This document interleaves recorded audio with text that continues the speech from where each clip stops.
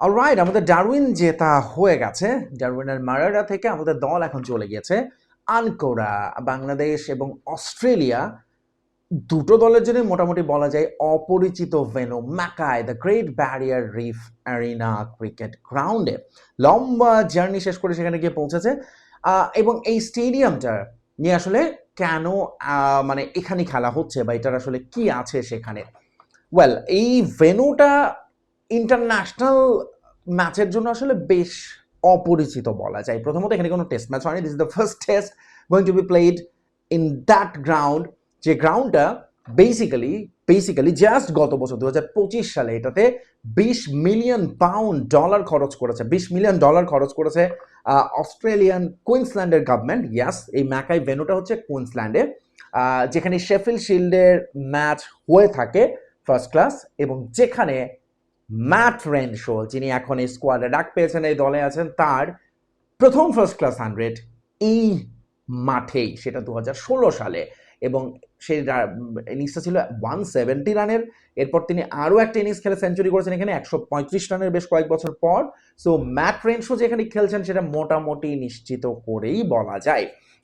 এই ভেন্যুতে যাওয়ার আসলে যেটা রিজন হচ্ছে, প্রথমত নর্দার্ন টেরিটরিতে বাংলাদেশ এবং অস্ট্রেলিয়ার মধ্যে প্রথম টেস্টটা হয়েছে ডারউইনের মারাড়ায়, এবং সেখানে এই সিরিজটা বেশ সফল বলা চলে।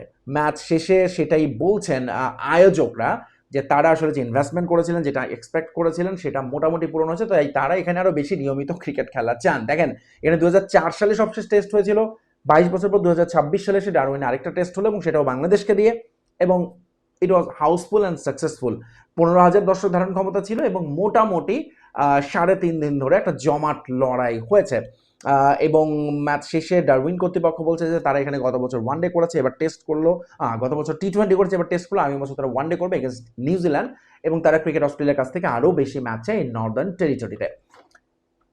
কুইন্সল্যান্ড বা ম্যাকাইতে এখন বাংলাদেশ দল, এটা হচ্ছে অস্ট্রেলিয়ার নর্থ ইস্টার্ন টেরিটরির দিকে বলা যায়। বাট অস্ট্রেলিয়া আসলে বেসিক্যালি একটু মানে যে জিনিসটা ক্লিয়ার হওয়া দরকার, সাধারণত এখন হচ্ছে তাদের উইন্টার ড্রাই সিজন, এবং এই সিজনে এই জায়গাগুলোই হচ্ছে ক্রিকেট খেলার জন্য সবচেয়ে উপযোগী, বিকজ অন্যদিকে বৃষ্টি থাকে, ওয়েট উইন্টার যেটাকে বলা হয়, স্পেশালি তাদের বিগ ভেন্যুতে।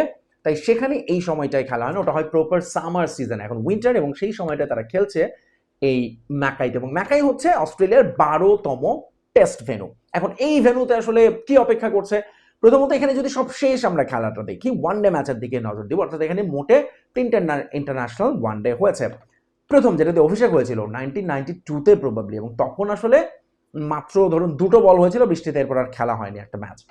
এরপরে এই দীর্ঘ অপেক্ষার পর 2025 সালে অস্ট্রেলিয়া ভার্সেস সাউথ আফ্রিকা সিরিজের 2টো ম্যাচ এখানে থাকে, এবং সেই ম্যাচের আগে স্টেডিয়ামটা প্রস্তুত করার জন্য 10,000 ধারণ ক্ষমতার একটা গ্যালারি করা হয়, এবং যেটা বললাম যে স্টেট গভর্নমেন্ট $20 মিলিয়ন এখানে ইনভেস্ট করে, এবং সেই ইনভেস্টমেন্টের ফলাফল তারা আজকে পাচ্ছে হচ্ছে এই ম্যাচটাতে, যেটাতে 12তম টেস্ট ভেন্যু হিসেবে অভিষেক হচ্ছে অস্ট্রেলিয়ার এই the great barrier reef arena Queensland Mackay.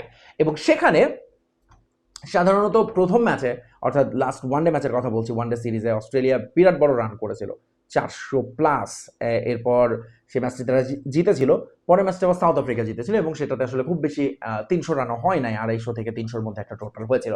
First class ম্যাচের দিকে যদি তাকায়, এখানে ফার্স্ট ক্লাস ম্যাচ মোটামুটি হয়েছে, ট্যুর ম্যাচ হয়েছে, কিছু এ টিমের খেলা হয়েছে, এবং সেগুলোতে দেখা গেছে যেটা উইকেটের চরিত্র অনেকটাই ডারউইনের মতো বলা যায়, অর্থাৎ ব্যাটে বলে মোটামুটি একটা ট্রু উইকেট। স্পিনারদের জন্য সহায়তা আছে, পেসারদের জন্য এবং ব্যাটসম্যানদের জন্য। ফলে টেম্পারেচারের দিকেও আমি দেখছিলাম যে সেখানে আসলে বেশ আরামদায়ক ওয়েদার, 17 ডিগ্রি থেকে 25 ডিগ্রি সেলসিয়াসের মধ্যে তাপমাত্রা বাংলাদেশের জন্য বেশ সহনীয় তো হবেই বটেই, অস্ট্রেলিয়ার জন্য আসলে সহনীয়। অস্ট্রেলিয়া বরং ডারউইনে তারা বেশি গরম ফেস করেছে। তো এইখানে ধরুন প্রথমত বাংলাদেশের জন্য সিরিজ আর হারার কোনো রাস্তা নাই। অস্ট্রেলিয়ার জন্য এই সিরিজ জয়ের কোনো বিকল্প নাই, মানে এই ম্যাচটা জয়ের কোনো বিকল্প নাই। এবং সেই ম্যাচ জয়ের জন্য দেখেন, বাংলাদেশকে নিয়ে আসলে আমরা এখন আর অত মানে আলোচনা করছি না কি হবে, কে ঢুকবে, কে বাদ যাবে। দলটা এখন আছে বরং খুবই ভালো শেপে আছে, কোনো ইনজুরি সংকট নেই, সবাই ফর্মে আছে, সবাই পারফর্ম করছে এই দলটাতে। অন্যদিকে অস্ট্রেলিয়াতে রীতিমতো তোলপাড়। ওয়েদারওয়ালকে ড্রপ করা হয়েছে, তার জায়গায় ম্যাট প্রেন্সও খেলবেন, অবভিয়াসলি ট্রাভিস হেডের সঙ্গে তিনি ওপেন করবেন।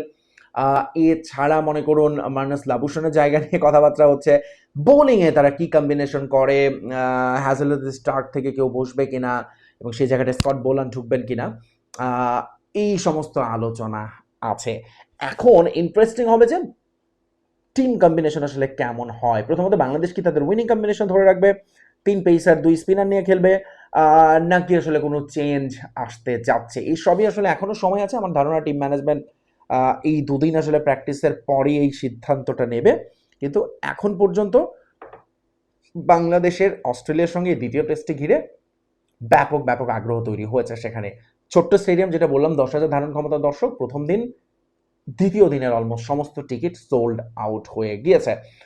ফলে তাদের অভিষেকটা আসলে দারুণ স্মরণীয় হতে যাচ্ছে, বিকজ তাদেরও চাওয়া, তারা যে এতটা ইনভেস্ট করলো, স্টেডিয়ামটা করলো, সেখানে আসলে রেগুলার খেলা, এবং সেটার জন্যই তারা গত বছর ওয়ানডে করেছে, এখন টেস্ট হচ্ছে, এখানে তারা রেগুলার টি-20 এবং আদার ক্রিকেট করতে চান। এবং এটার জন্য আসলে অস্ট্রেলিয়ার সঙ্গে অস্ট্রেলিয়ার সঙ্গে এই আয়োজকরা বলছেন যে তারা আসলে বসবেন এবং যাতে বেশি করে এখানে আরও ক্রিকেট দেওয়া যায় রেগুলার দর্শকদের জন্য। এখন ধরুন এখানে খেলা হচ্ছে, আমাদের বাংলাদেশের জন্য একটা বড় আক্ষেপ যে আমরা টিভিতে খেলাটা দেখতে পাচ্ছি না, কেউ ব্রডকাস্ট করছে না। হোয়াট আ লস আমাদের জন্য আসলে, এবং যারা সম্প্রচার করতেন তারা আসলে লাভবানই হতেন। তো সব কিছু মিলে আসলে সেটা বাদ দিলেও এই সিরিজটা অস্ট্রেলিয়ার জন্য এখন হঠাৎ করে খুবই একটা চ্যালেঞ্জিং সিরিজ হয়ে গিয়েছে বাংলাদেশের সঙ্গে তাদের খেলাটা, এবং এই কারণেই ম্যাকাইতে মাঠে নামার আগে তারাও আসলে খানিকটা টেনশনে থাকবে। হয়তোবা এই দুদিনে কিছুটা সেন্টার উইকেট দেখার সুযোগ পাবেন দু দলের ক্রিকেটাররাই, এবং সেই জায়গাটায় ম্যাট রেনশো হয়তো খুব ভালো ইনপুট দিতে পারবেন অস্ট্রেলিয়াকে।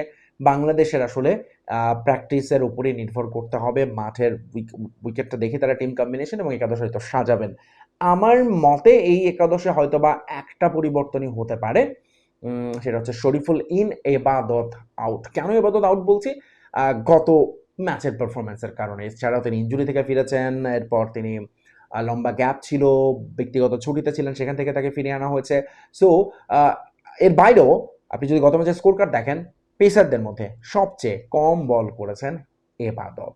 সেকেন্ড ইনিংসে মোটে 8 ওভার বল করেছেন, ফার্স্ট ইনিংসেও তিনি তাসকিন এবং হাসান মাহমুদের চেয়ে অনেক কম বল করেছেন এবং তার সাফল্য স্বাভাবিকভাবেই কম ছিল।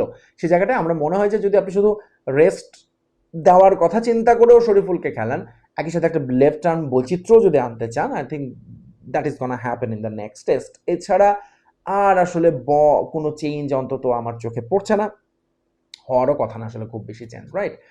আবার বাংলাদেশ যদি উইনিং কম্বিনেশনে স্টিক থাকতে চায়, যদিও আমি মনে করি যে অবভিয়াসলি বাংলাদেশ দল এখন এইভাবেই চিন্তা করে, ম্যাচ বাই ম্যাচ, উইকেট দেখে, কন্ডিশন দেখে, পিচ দেখে, অপোনেন্ট দেখে, সেভাবেই তারা হয়তো বা দলটা সাজাবে।